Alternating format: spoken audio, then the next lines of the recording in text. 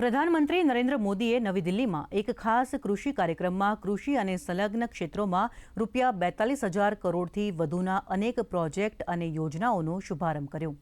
પ્રધાનમંત્રીએ બે મુખ્ય કૃષિ ક્ષેત્રની પહેલો, પ્રધાનમંત્રી ધનધાન્ય કૃષિ યોજના અને દલહન આત્મનિર્ભરતા મિશન પણ લોન્ચ કર્યું, જેની કુલ કિંમત ₹35,000 કરોડથી વધુની છે. આ કાર્યક્રમ ખેડૂત કલ્યાણ, કૃષિ સ્વનિર્ભરતા અને ગ્રામીણ માળખાગત સુવિધાઓને મજબૂત બનાવવા માટેની સરકારની પ્રતિબદ્ધતાને પ્રતિબિંબિત કરે છે.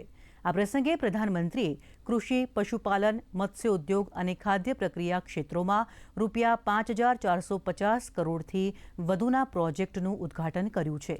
અગાઉ પ્રધાનમંત્રીએ લોકનાયક જયપ્રકાશ નારાયણને તેમની જન્મજયંતિ ઉપર પુષ્પાંજલિ અર્પણ કરી. પ્રધાનમંત્રીએ કહ્યું, આજે દેશ મૂળ એવો છે કે તે થોડી સિદ્ધિઓથી સંતુષ્ટ નથી. જો આપણે વિકસિત બનવા માંગીએ છીએ તો દરેક ક્ષેત્રમાં સતત સુધારો કરવો જોઈએ અને પોતાને વધુ સારા બનાવવા જોઈએ.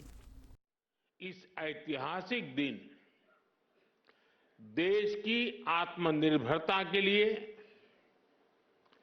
किसानों के कल्याण के लिए दो महत्वपूर्ण नई योजनाओं की शुरुआत हो रही है. पहली, प्रधानमंत्री धन धान्य कृषि योजना और दूसरी दलहन आत्मनिर्भरता मिशन.